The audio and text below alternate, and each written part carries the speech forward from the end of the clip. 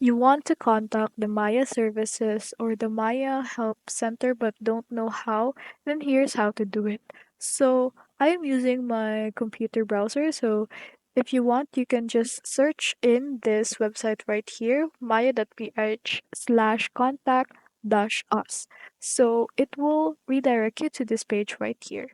So if you're using an account or application on your phone, then you can log in to your Maya, go to your profile, then tap Get Help. You can also submit a ticket or chat with a live agent to them.